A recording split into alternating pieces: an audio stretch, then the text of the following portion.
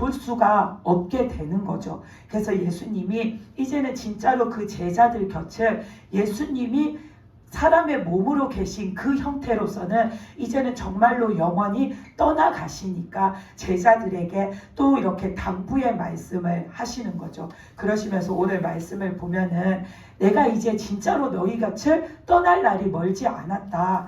내가 이제 떠나고는 다시는 너희에게 내가 지금 이 상태로 너희 곁에 찾아오지도 머물지도 못한다. 근데 내가 떠나고 나면 너희에게 어떤 일이 일어나냐면 그 유대 사회에서 바리새인들이 너희를 예수님을 믿는 너희를 쫓아내는 것에만 그치는 것이 아니라 나중에는 너희를 잡아다가 죽이는 자들도 나타날 거다라고 오늘 말씀에 보면 예수님이 말씀하세요. 그러면서 예수님이 그 사람들이 이 예수님의 제자인 예수님을 믿는 사람들을 잡아다가 죽이는 자들이 그때가 오면은 자신들은 그 일의 사명감을 가지고 내가 잘한다라고 여길 거다. 왜냐하면 그들이 생각할 때는 그게 하나님이 원하시는 거고 그게 하나님이 바라시는 거라 여길 거다. 왜냐하면 그들은 예수님을 메시아라고 그리스도라고 생각하지 않으니까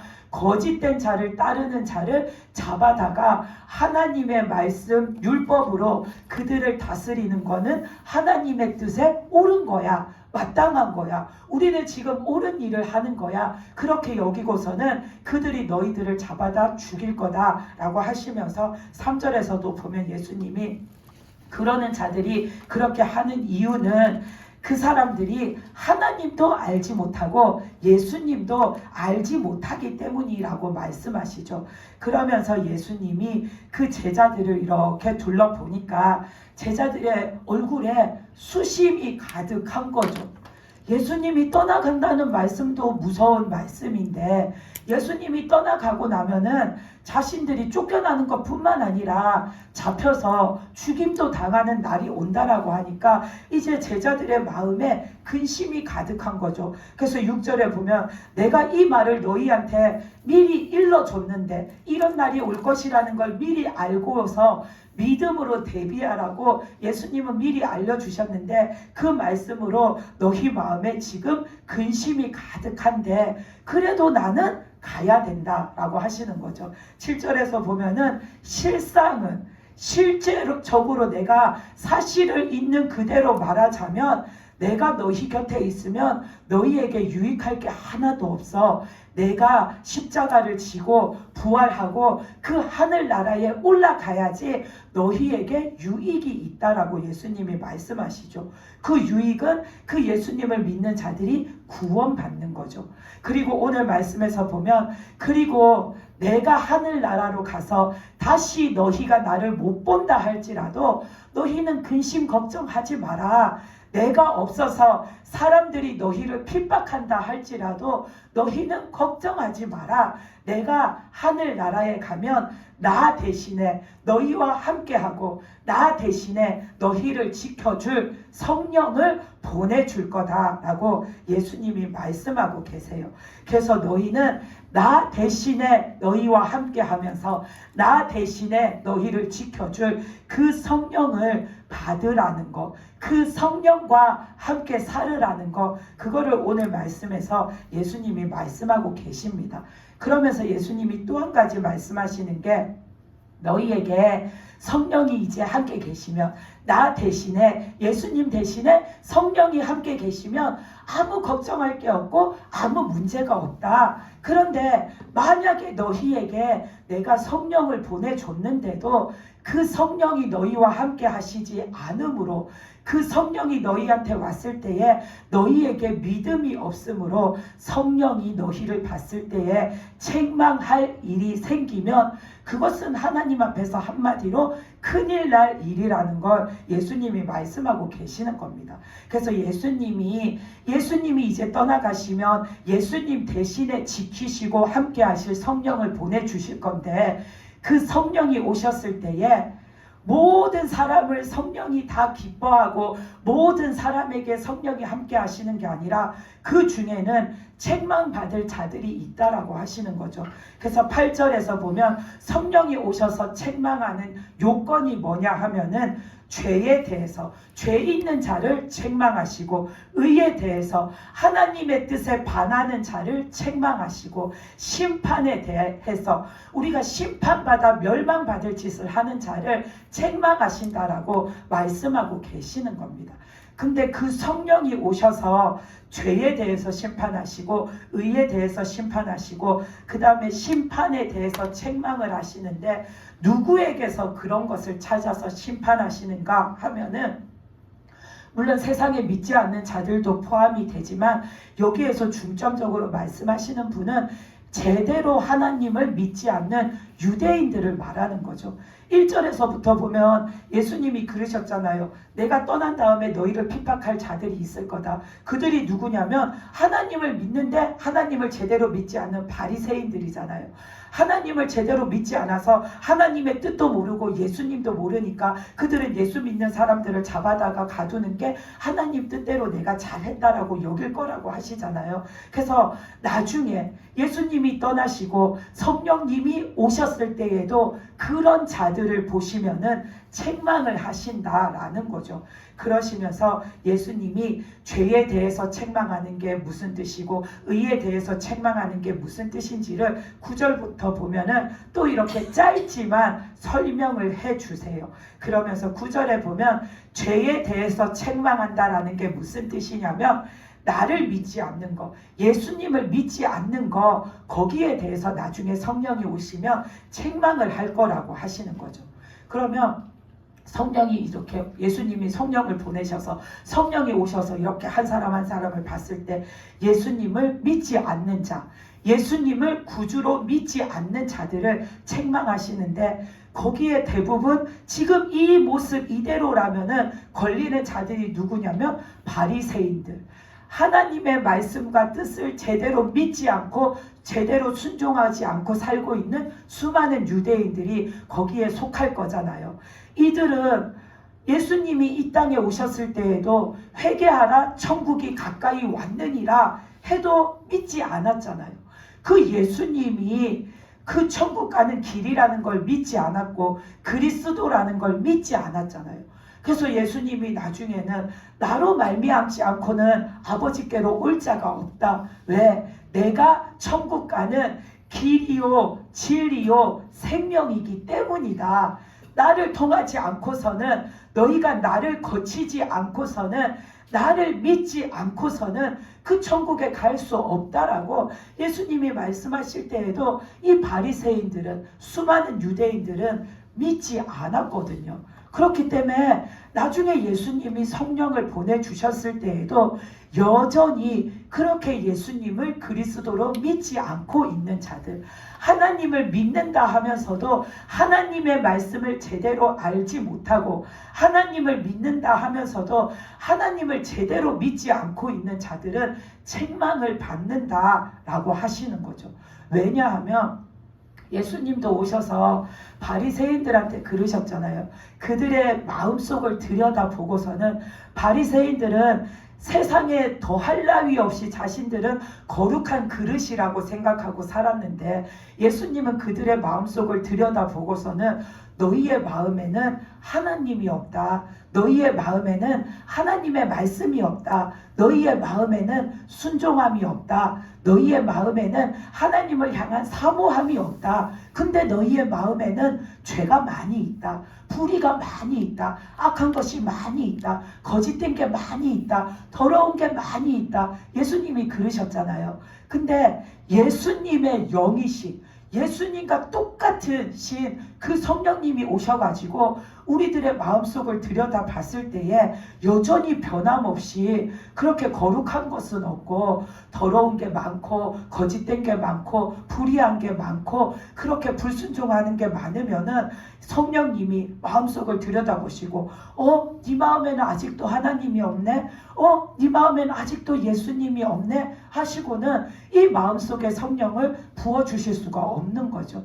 그러면 그 성령님이 책망을 하시겠죠.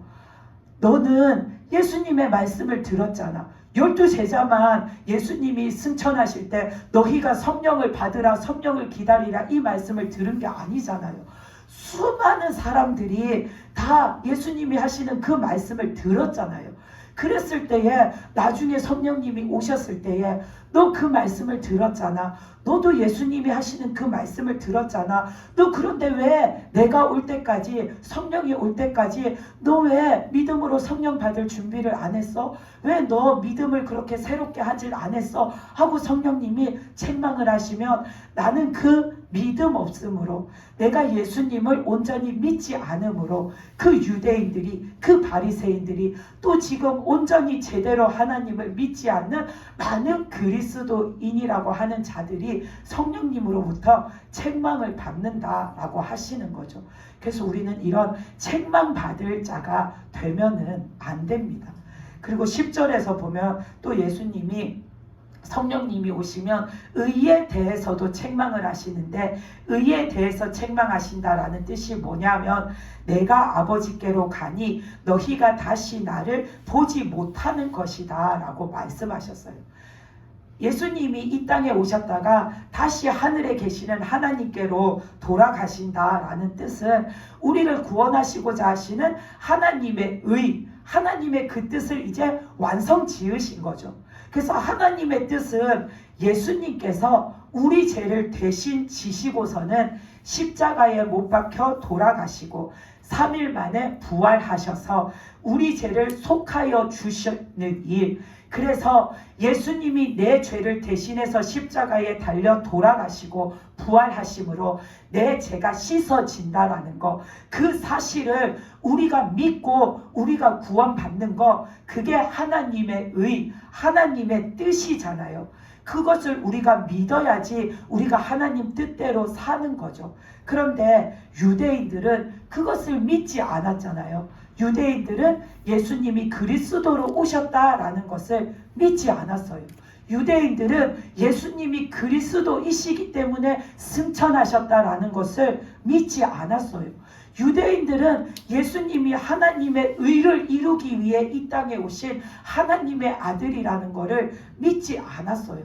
그리고 유대인뿐만 아니라 그 사두개인들도 보면은 부활을 믿지 않았잖아요. 그래서 많은 유대 사회에 살고 있는 사람들은 예수님이 그리스도시라는 것도 믿지 않았고 부활하신 예수님도 믿지 않았어요.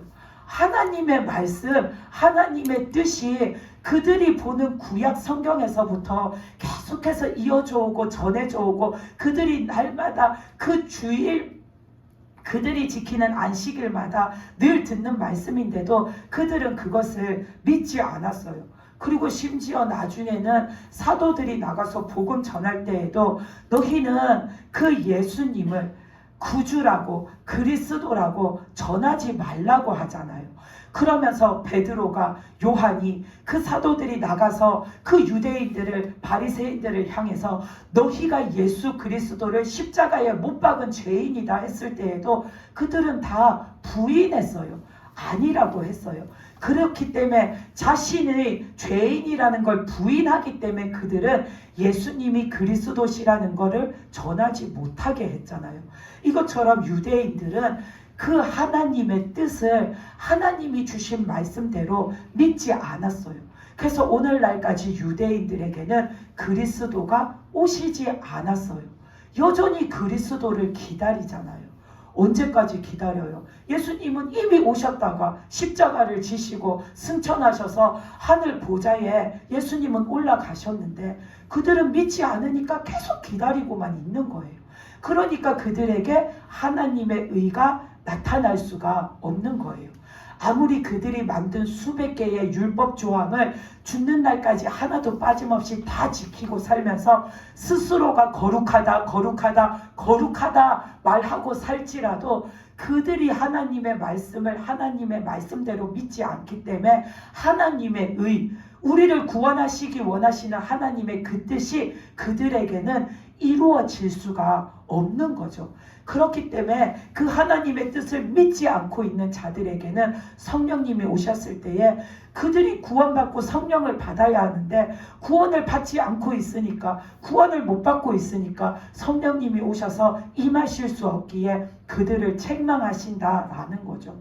그리고 11절에서 보면은 심판에 대해서 책망하시는데, 이 심판에 대해서 책망하시는 게 무슨 뜻인가 하면 이 세상 임금이 심판을 받았음이라 라고 하시잖아요. 이 세상 임금은 마귀를 가리키잖아요. 예수님께서는 십자가를 지시고 그 죄를 다 사해 주시고 죽음을 이기시고 마귀 권세를 짓누르시고 예수님이 승리하셨잖아요. 그렇기 때문에 예수님은 마귀 권세를 이기셨어요. 아멘. 그렇기 때문에 우리는 그 예수님을 믿으면은 다시 내가 심판받을 자로, 마귀처럼 다시 내가 심판받을 자로, 멸망받을 자로 살면은 안 돼요. 예수님이 내 죄를 대신해서 십자가를 지셨고 십자가에 달려 돌아가시고 3일 만에 부활하셔서 내 죄를 다 깨끗하게 씻어주시고 사해 주셨다라는 건 내가 이제는 믿고 살면은 더 이상은 내가 그 처음 사람처럼 마귀의 계략으로 인해서 유혹을 받아서 내가 원죄를 짓고 그 원죄를 가지고 태어나서 그 죄 가운데 살아가는 자가 이제는 아니에요. 내가 예수님이 내 죄를 씻어주셨다라는 것을 이제 믿고 살면은 나한테서 그 원죄의 문제가 이제는 씻음 받은 거예요. 해결받은 거예요. 아멘. 그렇기 때문에 내가 살아가면서 하나님 앞에 잘못하는 것들, 그건 계속 회개하면서 용서받고 살아야 하지만 내가 태어날 때부터 지니고 태어난 그 심판받을 원죄의 문제를 내가 해결을 받았으면은 나는 이제 장차 오실 예수님 앞에서 정결한 자로 살아야 하는 거죠. 아멘. 다시는 내가 심판받을 자로 사는 게 아니라 정결한 자로 살아서 내가 구원받은 그 구원을 계속해서 이루면서 살아서 천국 갈 자로 살아야 하는 거죠. 그렇기 때문에 내가 다시 심판받을 자의 자리에 서면 안 된다는 겁니다. 아멘. 내가 다시 마귀 권세에 붙들려 살면은 안 된다라는 겁니다. 그 마귀가 사람을 유혹해서 죄를 짓게 했던 그 죄의 문제를 이미 예수님이 심판하시고 그 마귀를 이기셨는데, 그래서 이제는 나중에 예수님이 오시면 그 마귀를 영원히 멸할 일밖에 안 남았는데 내가 다시 그 심판받을 자로 돌아가면 안 되는 거죠. 근데 예수님이 우리에게 성령을 부어주셔서 이제는 그 성령을 따라 살게 하시려고 하는데 내가 고세를 못 참고 또다시 그 심판받을 자로, 또다시 그 원래의 죄를 다 다시 뒤집어 쓰고 살고 있으면 너희가 책망을 받아 마땅한 자가 된다라는 걸 예수님이 말씀하고 계시는 겁니다. 그래서 8절에서 그 성령이 오셨을 때에 죄에 대해서, 의에 대해서, 심판에 대해서 세상을, 믿음이 없는 너희들을 책망하실 거다라고 하셨는데 우리는 절대로 주님 앞에서 그 어떤 때에라도 책망받을 자로 살면은 안 됩니다. 아멘. 그래서 아멘. 예수님이 이 세 가지를 그렇게 풀어주신 말씀을 우리가 살아가는 모습에도 또 적용해서 또 생각해 봐야 되잖아요. 그래서 죄에 대해서 책망을 하신다. 그 믿지 않는 것, 믿음 없는 것에 대해서 책망을 하신다라고 하셨는데 우리가 보면은 아담과 하와는 하나님의 말씀을 받은 자들이잖아요. 그들은 창세기 2장 17절에서 보면 하나님이 너희는 선악을 알게 하는 나무의 열매는 먹지 마라. 먹으면 너희가 반드시 죽으리라. 이 말씀을 받은 자들이잖아요. 그러면 아담과 하와가 하나님을 믿는 자면은, 하나님을 믿었으면 당연히 또 뭘 믿어야 하냐면 하나님이 주신 말씀을 믿어야 하는 거죠. 하나님의 말씀은 말씀하신 대로 이루어져.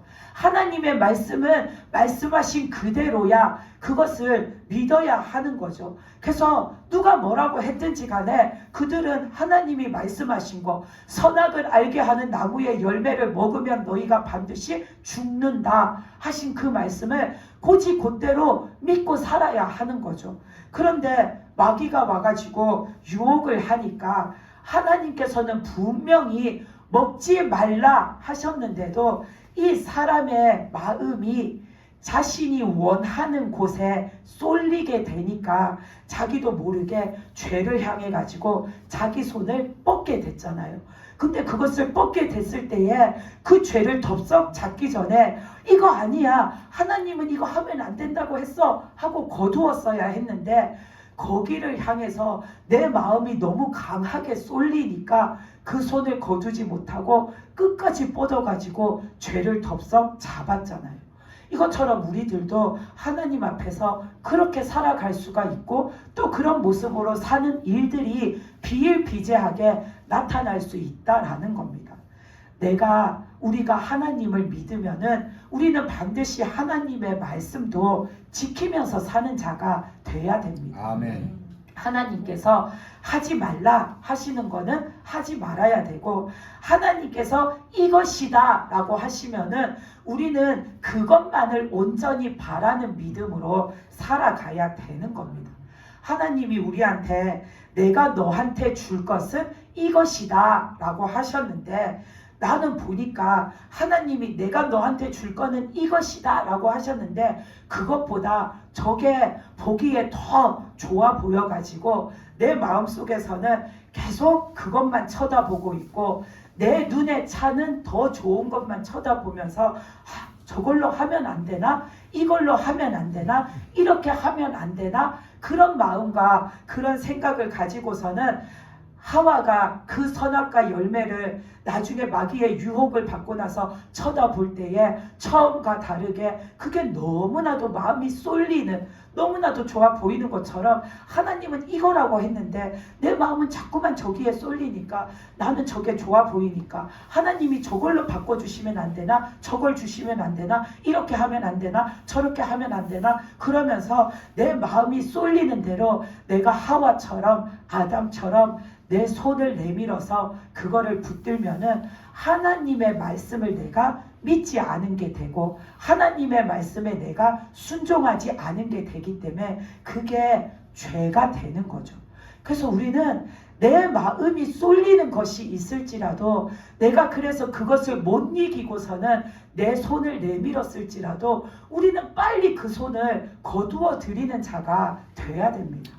가다 말고 거두어 드리면 내가 회개하고 하나님 앞에 뉘우칠 수가 있는데 아담과 하와처럼 끝까지 내 마음을 못 이기고 그 죄를 잡아버리면은 우리는 자칫하면 하나님 앞에 돌이킬 수 없는 일을 만들게 되는 겁니다. 그래서 우리는 내가 하나님을 믿는다 안 믿는다를 내가 교회를 잘 다니나 안 다니나 여기에만 있는 게 아닙니다.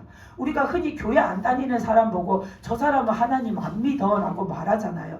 근데 교회 안 다닌다고 해서 그것만 하나님을 안 믿는 게 아니라 우리가 교회를 다니는데도 하나님을 안 믿는 사람들이 비일비재하다라는 겁니다.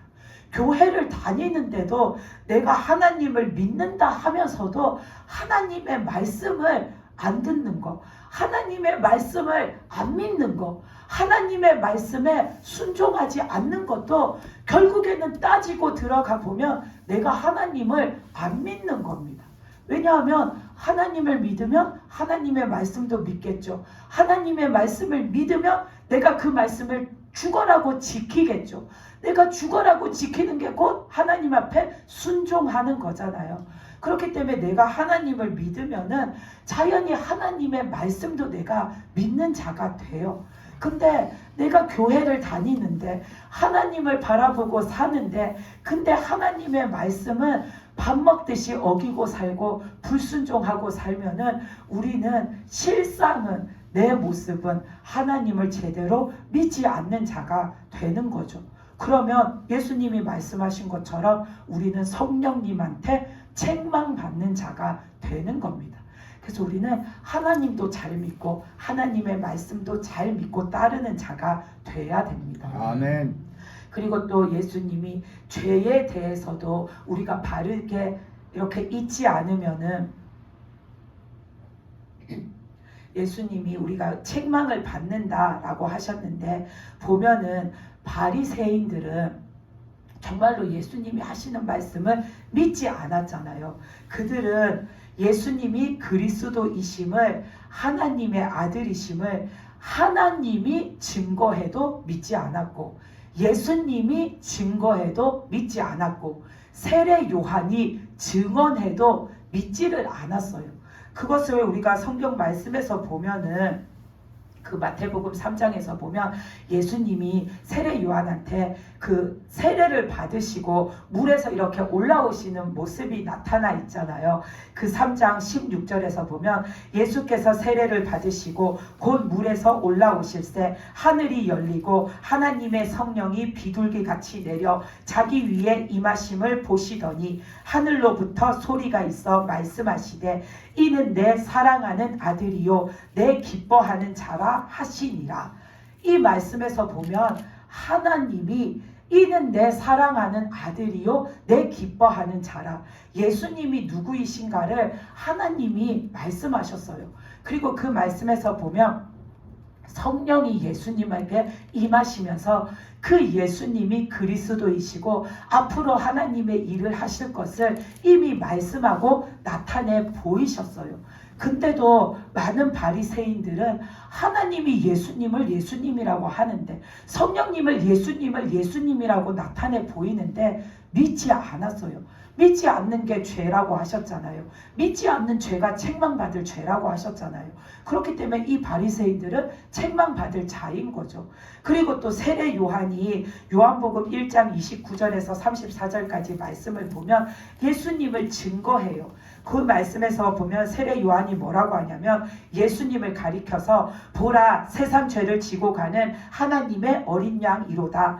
내가 전에 말하기를 내 뒤에 오는 사람이 있는데 나보다 앞선 것은 그가 나보다 먼저 계심이라 한 것이 이 사람을 가리킴이라. 나도 그를 알지 못하였으나 내가 와서 물로 세례를 베푸는 것은 그를 이스라엘에 나타내려 함이라 하니라. 요한이 또 증언하여 이르되 내가 보매 성령이 비둘기같이 하늘로부터 내려와서 그의 위에 머물렀더라. 나도 그를 알지 못하였으나 나를 보내어 물로 세례를 베풀라 하신 그이가 나에게 말씀하시되 성령이 내려서 누구 위에든지 머무는 것을 보거든 그가 곧 성령으로 세례를 베푸는 이인 줄 알라 하셨기에 내가 보고 그가 하나님의 아들이심을 증언하였노라. 세례 요한이 분명하게 예수님을 증언하고 있어요. 세례 요한이 나도 예수님이 누군지 몰랐다. 세례 요한도 예수님이 오시기 전에는 예수님의 모습을 모르잖아요.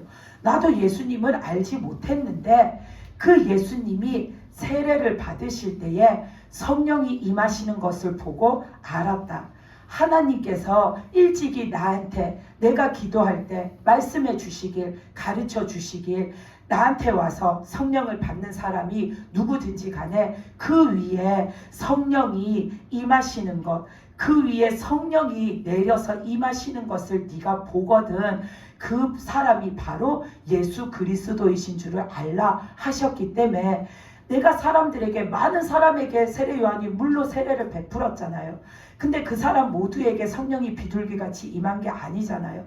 오직 예수님에게만 성령이 임하셨잖아요. 그렇기 때문에 세례 요한이 하나님의 말씀대로 이분이 진짜 예수 그리스도 하나님의 아들이시구나라는 것을 내가 보았고 그래서 알았다라는 걸 사람들에게 말했어요. 증언을 했어요. 그런데도 사람들은 믿지 않았어요. 이것처럼 우리가 하나님은 계속해서 우리에게 하나님이 누구신지를 말씀을 통해서 알려주고 계세요. 예수님은 계속해서 예수님이 누구신지를 말씀을 통해서 알려주세요. 성령님도 계속해서 말씀을 통해서 가르쳐 주시고 기도를 통해서 가르쳐 주시고 우리의 영을 통해서 계속해서 가르쳐 주세요. 근데도 우리가 말씀을 듣고도 믿지 않으면, 순종치 않으면 그것이 책망받을 일이 된다라는 겁니다. 그래서 우리는 하나님을 믿는데 그 믿는 것의 기준이 내가 교회를 꼬박꼬박 나오기만 하면 다 믿는 것이 아니라 하나님의 말씀을 내가 믿고 그 말씀을 지켜 사는 자, 순종하는 자로 살아야 한다라는 겁니다.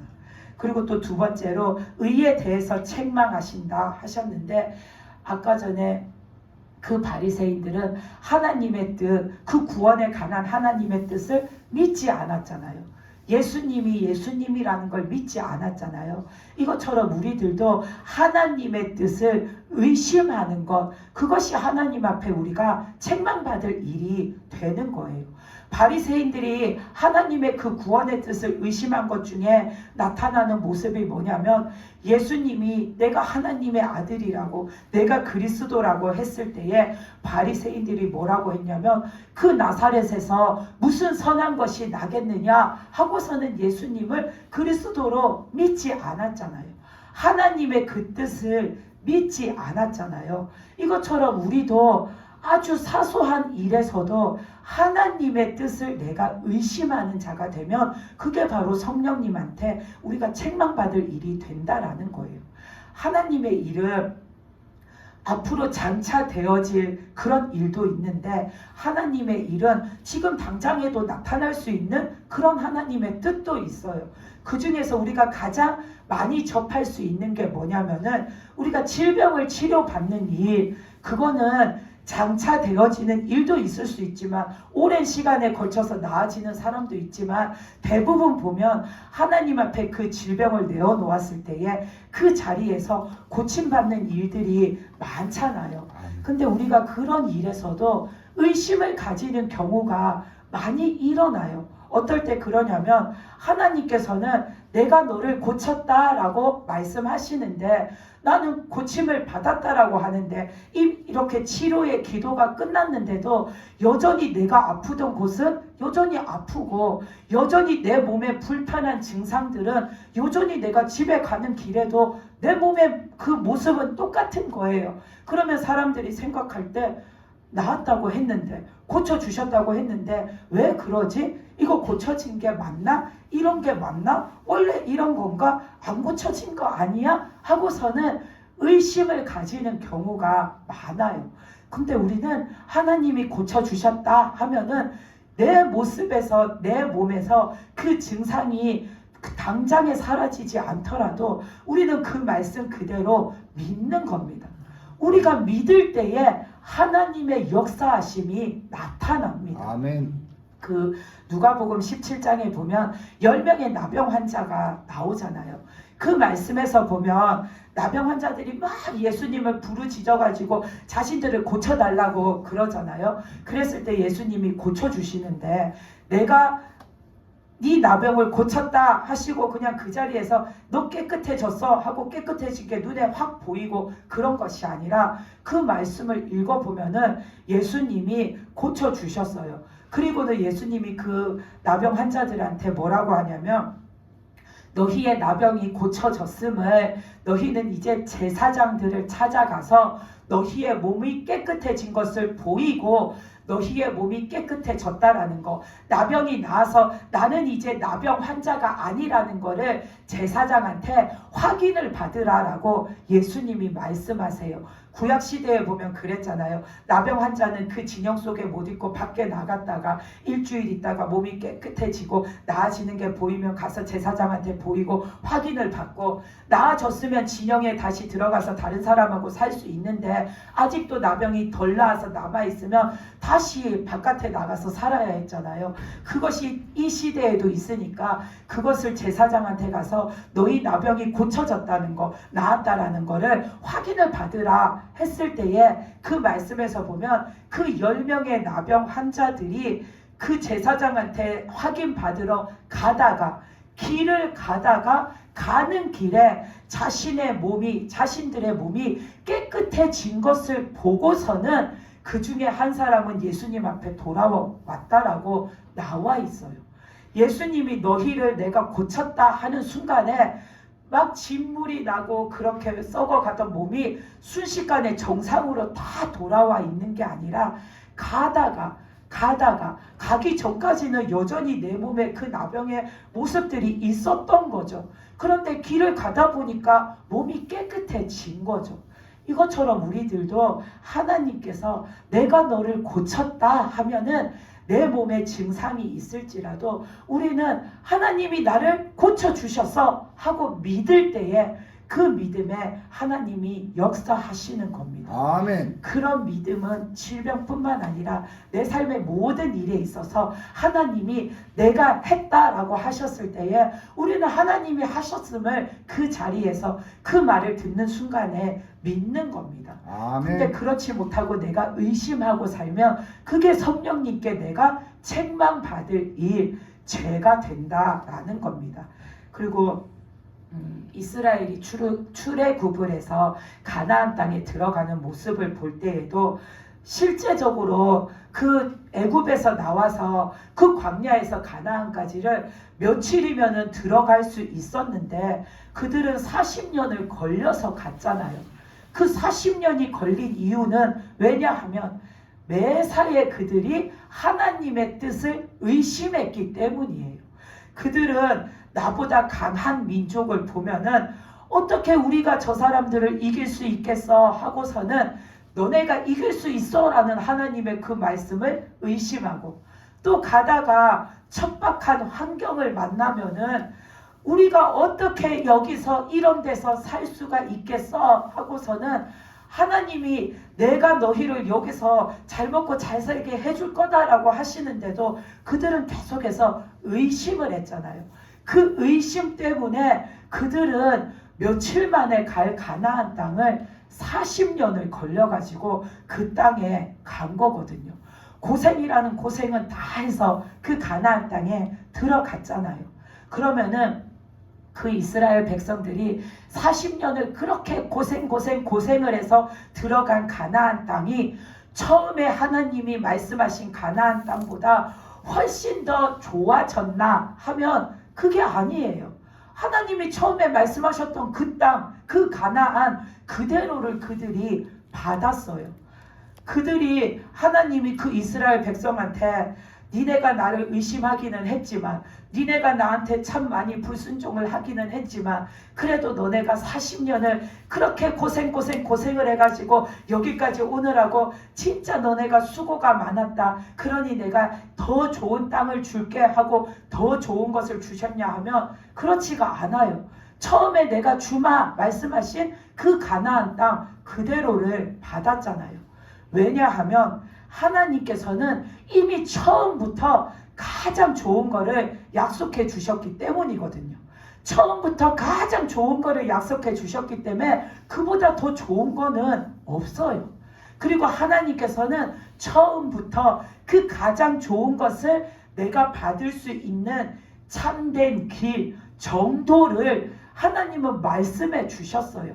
너네가 나를 믿고 내 말을 믿고 나를 따라서 오면은 너희가 내가 약속한 땅에 들어가리라. 그 땅을 얻는 그 가장 참된 길을 이미 하나님께서는 말씀해 주셨는데 사람이 그 하나님의 말씀을 믿지 못해서 자꾸만 의심을 해서 사람이 하나님의 말씀대로 살지 못하고 따르지 못해서 그들은 그 길을 가는 데에 40년이라는 그 고생길을 걸어가야 했죠.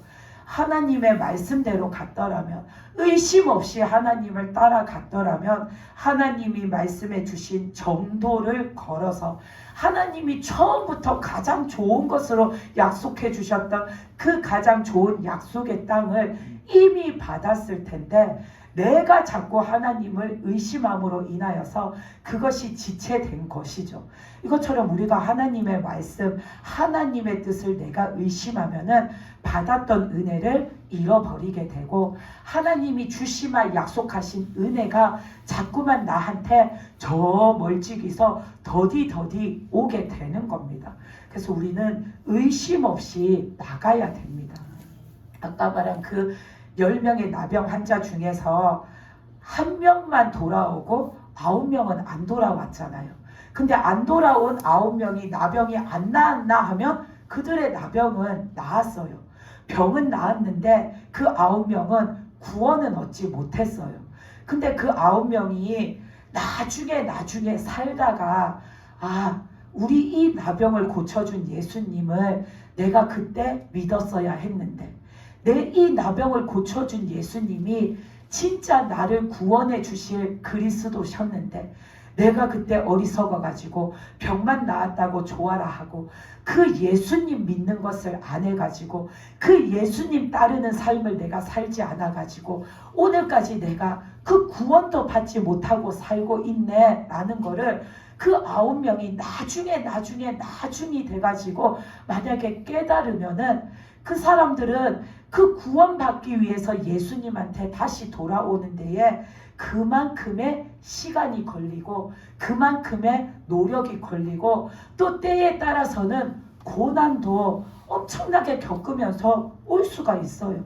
그 이스라엘이 가나안에 들어가는 데에 그 의심함으로 40년을 진짜 생고생을 한 것처럼 그 9명의 나병 환자들도 돌아오는 데에 시간은 시간대로 걸리고 노력은 노력대로 걸리고 그 돌아오는 길에 때에 따라서는 나았던 나병이 다시 발병할 수도 있고 어찌 보면 그 삶의 나병보다 더한 고난이 닥칠 수도 있잖아요. 그러면은 그 사람들은 시간은 시간대로 드리고 노력은 노력대로 드리고 고생은 고생대로 하고 내 삶의 온갖 풍파를 다 겪고서는 예수님한테 나아오게 되는 거죠. 근데 나오면은 그나마 다행인데 만약에 그 9명이 끝끝내 예수님을 찾아야 구원받는다라는 걸 알지 못한 채 살아가면 그들은 영원히 주님 앞에서 구원받지 못하고 멸망의 나락으로 떨어지는 거잖아요. 이것처럼 우리가 하나님의 말씀을 믿지 않고 의심하면 아버지의 뜻을 내가 받아들이지 않으면은 그게 하나님 앞에 죄가 되어서 내가 은혜를 못 받고 사는 것 그뿐만 아니라 나중에 우리가 성령님 앞에 그 심판대에 섰을 때에 책망받을 일이 된다라는 겁니다. 내가 심판대에 섰을 때에 책망을 받는 일은 돌이킬 수 없는 일이에요. 그때는 진짜 내가 멸망받는 일밖에 안 남는 거죠. 그렇기 때문에 우리는 하나님의 말씀을 의심 없이 믿고 따르는 자로 살아야 내가 성령님한테 책망받을 짓을 안 하는 것이 되는 겁니다. 그리고 또 예수님이 심판에 대해서 책망하신다 하셨는데 아까도 말씀드린 것처럼 이제는 우리가 그 죄의 문제를 해결받았기 때문에 우리는 절대적으로 정결한 자로 살아가야 됩니다. 우리가 이렇게 세상 사람들하고 이야기를 하면 세상 사람들을 만나가지고 믿음적인 얘기, 영적인 얘기를 하면 막 말이 안 통해서 그 사람들은 믿음적인 얘기 잘 못 알아듣고 영적인 얘기 잘 못 알아들어서 엄청나게 막 답답하잖아요. 그래서 우리가 세상 사람들을 잘 안 만나게 되고 그 사람들, 그 세상적인 관계를 자꾸만 우리가 믿음 생활을 하다 보면 정리가 되어지는 이유가 세상 사람들은 영적으로 이렇게 나하고 믿는 사람들하고 소통이 잘 되지 않으니까 우리가 답답하기 때문이거든요. 그것처럼 우리가 내가 성령 안에서 사는데 만약에 이 바리새인들처럼 하나님을 제대로 믿지 않고 있는 그 사람들처럼 그래서 성령이 오셨을 때에 성령이 책망하는 자 그런 상태로 살게 되면은 우리가 하나님과 서로 통하지가 않아요. 왜냐하면 성령이 책망하신다라는 거는 그 사람에게는 성령이 임하시지를 못하시는 거잖아요. 성령, 하나님의 영이 안 계시면 하나님하고 교제할 수가 없어요. 하나님하고 소통되어질 수가 없어요. 그래서 우리는 성령이 계시는 자가 되어야 돼요. 그래서 오늘 말씀에서도 보면 성령이 우리에게 오시면은 우리를 모든 진리 가운데로 인도하신다잖아요. 모든 진리는 하나님이시죠. 하나님이 진리시고 예수님이 진리시고 하나님의 말씀이 진리시잖아요. 그렇기 때문에 성령은 우리를 결국에는 하나님께로 인도해 주시는 거예요. 그래서 내가 하나님께로 인도받는 자가 돼야 내가 천국 갈 자로 살 수 있기 때문에 나는 그 성령이 나와 함께 하시면서 성령이 나를 늘 하나님께로 인도하는 자가 돼야 돼요. 에덴 동산에서 보면 아담은 처음에는 성령이 있는 자였어요. 그래서 그는 하나님하고 교제도 하고 하나님하고 그 동산을 거닐면서 대화도 하고 하나님과 함께 거하는 자였잖아요. 모든 것이 하나님과 소통되어지고 통하는 자였잖아요.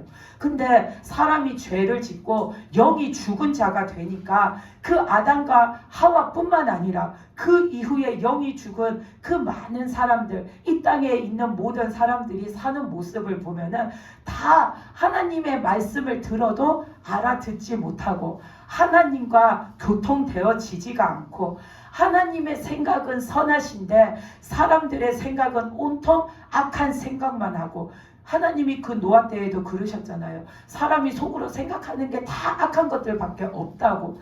그리고 하나님의 뜻은 의로우신데 사람은 이제 계속해서 불의한 짓만 하면서 살게 되고 그게 뭐냐면 사람의 영이 죽어버렸기 때문인 거거든요.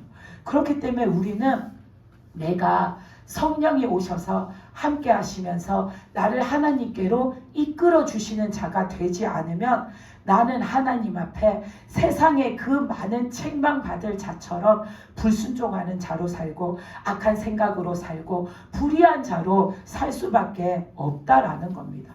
그래서 우리는 오늘 말씀에서 예수님이 너희는 그 성령을 받아서 성령의 인도하심을 받아서 살아라. 그러면 내가 떠나더라도 너희가 아무 근심 없이 아무 걱정 없이 살 수 있다 하신 말씀대로 우리는 성령을 받아서 성령으로 성령의 이끄심대로 살아가는 자가 되어야 됩니다. 아멘. 그렇지 않으면 성령의 책망받는 자가 되고 그 책망이 내가 심판대에 섰을 때에도 있는 자이면 나는 멸망받을 자가 되는 겁니다.